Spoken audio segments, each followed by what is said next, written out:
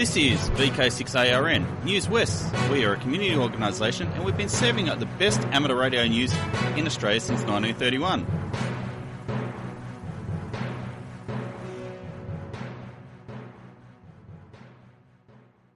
Hi there, I'm Clinton, VK6FCRC, and welcome to Newswest for Sunday the 16th of June 2024. Now on with the show. Hello, this is Dennis, VK6AKR for the WAVHF Group Incorporated. A couple of items for you today, reminding you of our launch on Tuesday the 4th of the special event commemorating local radio station 6WF centenary and the importance of Wally Coxon, the station's founding engineer. I mentioned last week the special event call signs VK100 6WF and VK100 COX are available for use on a roster basis. Keep an eye open for a roster system to appear on the club website and maybe the Facebook page too. If you need some materials to use in your presentations, please let Robert, VK6WHO, or me know. And to the second item, antenna feed lines. It was our intention to transmit on HF as well, but those plans were cut short by an obviously faulty feed line on our HF log periodic antenna. Darkness and some inclement weather prevented a full investigation. However, on follow-up in daylight, the cause was determined to be a badly corroded connection in the feed line. Exposure to rain over some 15 plus years had taken its toll. Replacement connectors, cut-back cables and a very sound job of weatherproofing with electrical and self-amalgamating tape give some hope for a long repair lifetime. Bonus points. The log periodic is not nearly as deaf as we had experienced in the past. By strange coincidence, Martin, VK6ZMS, pointed out a YouTube video detailing exactly this sort of repair prior to our announcing the repair in the club mailing list. And some others on WA Hams vouch for that solution too. A final comment in brief. Several club members showed interest in flower pot vertical antennas for 10 metre band, as had been explained by Andrew VK1AD in Amateur Radio magazine some years ago. Mark VK6EZ and I had already made some using Andrew's specifications, and Robert VK6WHO and Dave VK6KV created theirs too. When checked with our nano VNAs, results varied, although they were generally acceptable.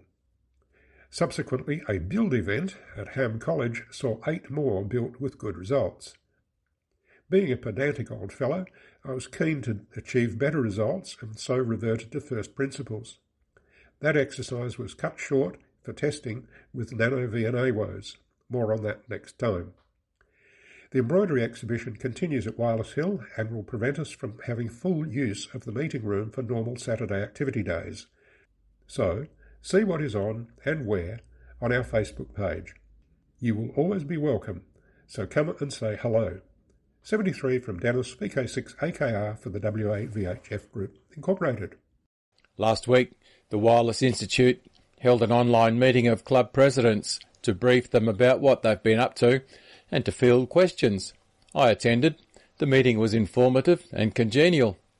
Disappointingly, out of more than 100 amateur radio clubs in Australia, just under 30 club presidents or their representatives attended.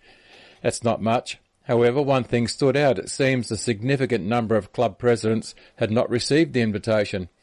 Invitations had been sent out by the WIA via email. It seems to me, from resulting email threads, that a few factors came into play. Firstly, the WIA relied on emails alone to advertise the meeting. Emails were addressed to what the WIA understood to be the correct address for each club president. No other means of promoting the meeting was employed. Secondly, it could be that email addresses supplied by clubs to the Wireless Institute were out of date. However, several clubs advised that their address was correct, but that they had not received the emails. This points to something broken in whatever method the Wireless Institute uses to send bulk emails. It's happened before.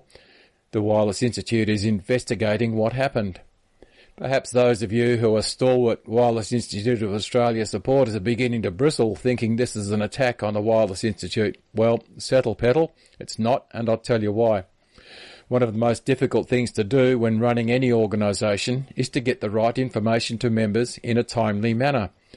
On the surface, it looks easy, but in come the people. The hardest part of running any organisation is the people. Cut out the people and it would be easy, wouldn't it? Well, yes. However, you'd have no club. So here's what I'm getting at. Communication in an organisation is a two-way thing. We have givers of information and receivers of information. The givers, those distributing information, need to understand that people collect and absorb information differently, and it's important to utilise more than one means of giving out that information.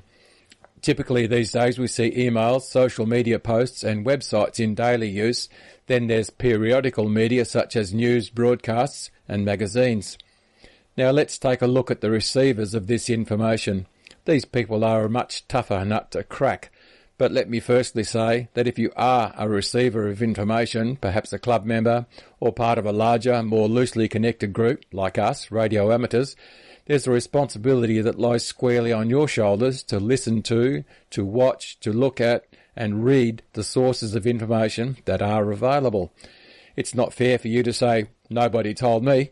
You must accept the fact that you won't be receiving a personal invitation to every event, meeting, gathering, etc. You have a responsibility to pay some attention to the media used by the senders. I hope I'm not appearing to oversimplify the area of communication, but really, if you're sending out information, use a scattergun approach. If you, as a receiver, are even vaguely interested in the world around you, you must pay attention to the usual information distribution channels. It's pretty easy. And I'm Bob VK6 POP. Time is passing quickly, and as the sun doesn't stop rising and setting, it's time to dust off your calendars. Grab a permanent marker and write it in. The NCRG Hamfest is on again come August 25th, 2024. You won't be surprised to find the event at the Cyril Jackson Rec Centre at the end of Fisher Street in Bassendean. What else do we love about Hamfest? The raffle. This year the raffle will have 4 prizes. An Andrews Communication voucher worth $2,000. A Yaesu FTM 300, $699. A Yaesu FT70DR worth $299. And if Yaesu isn't your brand, there's a $100 voucher from Horizon Antennas. Tickets are $5 per entry, available for sale across New South Wales, the NT, Queensland, South Australia, Tasmania, Victoria, and of course Western Australia. You'll have to wait another month or two for the raffle start date of the 25th of June, with the raffle ending at 12 noon on the 25th of August at the NCRG Hamfest. Start saving, with full details appearing on the NCRG website before the raffle starts. I'm Glenn, Victor Kilo 6, Papa Alpha Whiskey for the Northern Corridor Radio Group. 7-3. Hello from WAG. This is WAG News for the 16th of June. We had a junk sale last week and it went off quite well. We also had a raffle. Congratulations to Dylan, who won the handheld, and Trevor, 6MS, who got the second prize. 3 weeks from now will be the 1st of July, which is a Monday, and it will be the first Monday of the month, which means the July meeting is on its way. WAG's July meeting will be held at the First Midland Scout Hall in Bellevue. This because the June meeting decided to have another test meeting at the Midland facility to see what attendance is like without an event. Although, having said that, there's a good chance we're going to be making pogo sticks. The July meeting of WAG will be a normal meeting plus an activity. We're going to make some pogo antennas for sale at this year's Hamfest, which, as you've heard, is coming up in the not-too-distant future. So the First Midland Scout Hall is located at number 10 Helen Street, Bellevue, and it's just off of the Roe Highway near the Clayton Street exit. Some of the people who came to the last meeting said that it might have been slightly further, but it was faster to get to. Doors will open at 7 p.m. for a 7:30 p.m. start. Tea, coffee and biscuits will be available, and we hope to see you there. Monday, July the 1st, 2024. This is Mark, VK6XLZ, for VK6RRG. This is Newswest, your amateur radio news on VK6ARN, originating on the Newswest linked repeater network and HF relays. Out soon is RASA's online magazine QTC. In this issue you'll see a detailed explanation of the recent changes to Australian amateur radio, an interesting article on the history of amateur radio, an analysis of radio amateurs in Australia, that is, who's at which level, as well as a host of other interesting items from a variety of contributors. These include VKFF, Dits and Dars, a column for CW enthusiasts and those who wish to become one, QRP, and more. QTC magazine is in true, online, on-screen format and is also available as a PDF to download. Visit the RASA website, vkradioamateurs.org, to view the QTC magazine and keep an ear out for announcements about its publication. It's coming soon.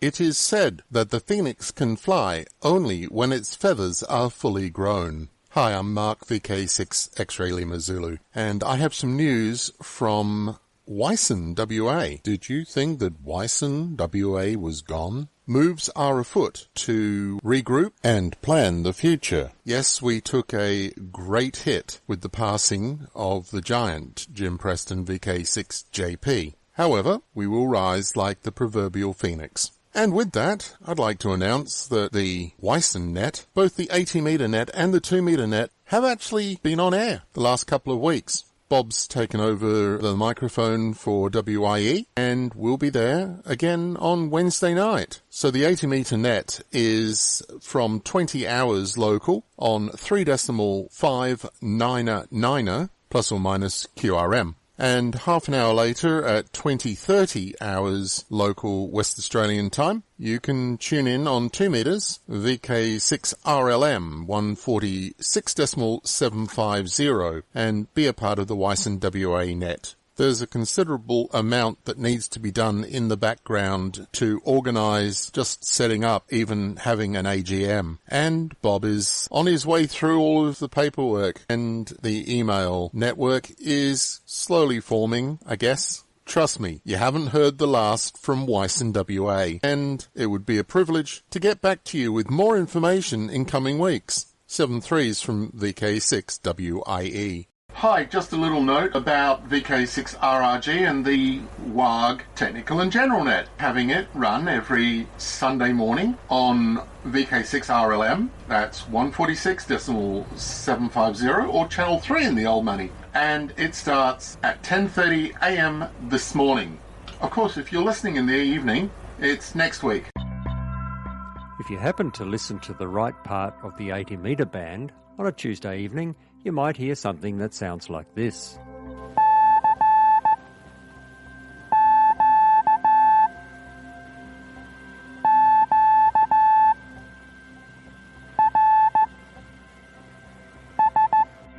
The CQ-QRS net has been running every single Tuesday for the last 2 years and has been unbelievably popular. There are usually half a dozen, and a couple of times up to 18 stations, popping in and out when they can over the 4 or 5 hours. The aim is to encourage new CW operators to have a go at slow CW in a safe and really friendly environment where slow speed and lots of mistakes are par for the course. It's all about having a go, starting with a basic call sign and RST exchange, then over time getting better and better. The net also attracts its fair share of old-timers who enjoy helping others to have a go or just to enjoy the banter. So this might be just the opportunity you've been waiting for to have a go at transmitting on CW, or perhaps just to stop the contacts rusting up on your key. Doesn't matter whether you're brand new to the code or if you're an old-timer who would like to have a bit of fun and help encourage new operators by having simple, safe QSOs at their speed, we'd love to have you join in. The net starts at 0900 Zulu every Tuesday on 80 metres between 3540 and 3570 kHz, and there's stations in the west, east and in between listening out for your CQ-QRS call. For more information, and to receive our weekly CQ-QRS RagTune newsletter, contact me, Mark, VK6QI, via my email address on qrz.com, or you can email me direct, mark.bosma@icloud.com. That is mark.bosma@icloud.com. Too much switch mode power supply hash on 80 metres? This might be the incentive to do something about it. With a cheap noise canceller costing less than $100, 80 metres could be easier than you think. So once again, Tuesdays from 0900 Zulu until late, between 3540 kHz and 3570 kHz. Cheers from Mark, VK2KI and VK6QI. The Radio Amateur Society of Australia, RASA, recently launched an innovative publication, the Foundation Level Study Guide. This online book is a resource for those wishing to study for their Australian Foundation Amateur Radio qualification. The study guide is in online magazine, flip the pages on screen format, and it's also available as a PDF download. In the near future, it will be available on Kindle and as a printed paperback version via Kindle Direct Publishing. Both will be at a minimal price. What's new and unique about this resource for Australian amateurs is that it contains live links to relevant information and further resources, and custom-made instructional videos on YouTube. A distinct advantage of the electronic format is the live links, which won't appear in print versions of any publication, and importantly, any changes or updates in the magazine can occur dynamically. The Foundation Study Guide becomes more powerful when used in conjunction with other RASA online resources, such as the Introduction to Amateur Radio Handbook, VK Regs, a website devoted to explaining amateur radio regulations in Australia, and Amateur Radio Tech Support, a helpline type of system. In addition, the Amateur Radio Welcome Pack is a bundle of printed resources for newcomers to the hobby, enclosed in a portfolio folder. These are available free to clubs that provide courses. You can give your students practical and relevant material to take away at the end of the course. Clubs only need to pay for postage. You can access all of these free resources at the RASA website, vkradioamateurs.org. Did you get that? vkradioamateurs.org. I'm Bob, VK6PIP, and I'm the Vice President at RASA. This is Newswest, your amateur radio news on VK6ARN, originating on the Newswest linked repeater network and HF relays. Foundations of Amateur Radio.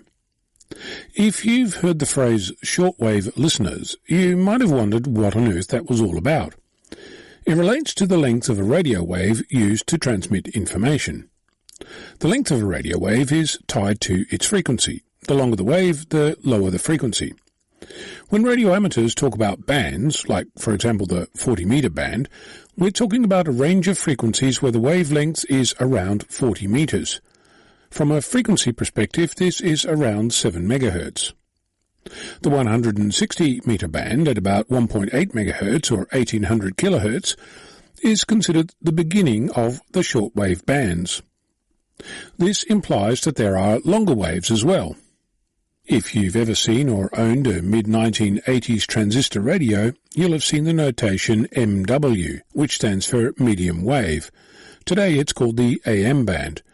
Older radios might have the notation LW, or long wave. The medium wave band is a broadcast radio band that runs between about 500 and 1700 kHz. The wavelength is between 600 metres and 170 metres. When radio was still in its infancy, there was also a popular long-wave band, with wavelengths between 800 metres and 2000 metres, or 150 to 375 kHz. Today, much of that has gone by the wayside.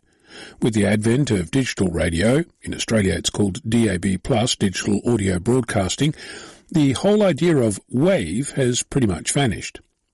Some countries, like Japan and the United States, are in the process of discussing the phasing out of the AM broadcast band. Much of that appears to be driven by car manufacturers who claim that the AM band is no longer useful or used.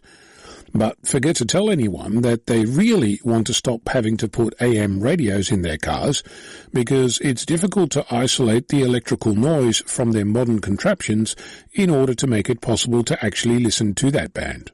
If you ask me, it's a good incentive to make electronics RF quiet, something which is increasingly important in our wirelessly connected world. This might lead you to believe that all activity on air is moving to higher and higher frequencies, but that's not the case. The properties that made long-wave and medium-wave radio possible in the early 1900s are still valid today. For example, there are whisper or weak signal propagation reporter beacons on the 2200 meter band, or at 136 kHz. Whilst your RTL SDR dongle might not quite get down that low, most of them start at 500 kHz, you don't need to spend big to start playing. My Yaesu FT857D is capable of tuning to 100 kHz, plenty of space to start listening to the 2200 meter band, even if I cannot physically or legally transmit there. If you want to build your own receiver, you can check out the weaksignals.com website by Alberto, Italy to Papa Hotel Delta, where you'll find a project to build a receiver capable of 8 kHz to 900 kHz using a $50 circuit board. If that's not enough, there's radio experimentation happening at even lower frequencies. Dedicated to listening to anything below 22 kHz, including natural RF, with a wavelength greater than 13 kilometres, Renato, Italy Kilo 1 Quebec Foxtrot Kilo, runs the website vlf.it, where you'll find receivers and antennas to build. Given that most sound cards operate up to around 192 kHz, you can start by connecting an antenna to the microphone port of your sound card, and use it to receive VLF or very low frequencies. On your Linux computer, you can use Quisk to tune. There are VLF transmitters on air. For example, SAQ, the Grimeton radio station in Sweden, opened on the 1st of December 1924. Capable of 200 kilowatts, today it uses about 80 kilowatts and transmits twice a year on 17.2 kilohertz. While we search for higher and higher frequencies, there is still plenty of fun to be had at the other end of the radio spectrum.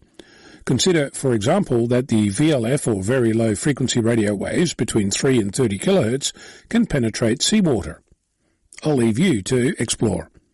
I'm Ono, Victor Kilo 6, Foxtrot Lima Alpha Bravo. This is Newswest, your amateur radio news on VK6ARN, originating on the Newswest linked repeater network and HF relays. You may notice that Newswest has been light on for content lately, and I've been playing a lot of repeat stories, but you can help us to change that by sending your stories or contributions through to newswest at vk6.net. Good morning, listeners, fellow amateurs and otherwise. This is VK6 X-Ray Victor with this week's hotline, disposal hotline. And today we're looking for Kai. No, I know where Kai is. He's on my computer here. He's looking for an ICOM 7000 transceiver, an ICOM 7000, or a 7100, preferably the 7000 though. He's also looking for an IGU X-Ray 6100, or equivalent portable HF and 6 meter radio with tuner. And you can contact Kai on email. His call sign is VK6 Kilo Sierra Juliet at westnet.com.au. It's his email address. His email address once again, VK6 Kilo Sierra Juliet at westnet.com.au. Now I have from Rex, VK6 Sierra November, following items: a Kenpro KR400 rotator controller, free. If it's not wanted, it'll go in the bin. That's a Kenpro Kilo Romeo 400 rotator controller, free to a good home. There's also an Access AM1034 Alpha mobile magnetic base, $40. There's 45.5 meters of 213 coax, still on the roll, $90. And there's also a Revex Whiskey 502 SWR and power meter, 1.8 to 60 megahertz, $25. A Revex Whiskey 540 power and SWR meter, 140 to 525 megahertz, $25, and a Kenwood Mike Charlie 50 desk microphone, a Kenwood MC50 desk mic, $25. For those items, please contact Rex VK6 Sierra November, telephone 0480 450 055. Again, that's 0480 450 055. Or his email address is Romeo Echo X-Ray Mike Alpha Uniform 39 at gmail.com. I'll say again that email address, Romeo Echo X-Ray Mike Alpha Uniform numbers 39 at gmail.com. Next group of items comes from Barry. He still has a ICOM IC3200 2 metre and 70 centimetre mobile transceiver, $300 for that transceiver, a unit and 40 channel UHF set, $100, and there's a grid oscillator, 1.5 to 250 megahertz, $150, a beam antenna, a TH3 Junior, HF 20 metres, 15 and 10 metres, a beam, $100, and there's also a World War II Royal Navy signalling lamp. A collector's item, any offers on that one will be considered. Contact Barry, telephone 0428 959 771, 0428 959 771. The email address is bravo.juliet.burns@bigpond.com. John Tower has the following. A lot of people would know John from his earlier days selling Yaesu and other equipment. He has the following items.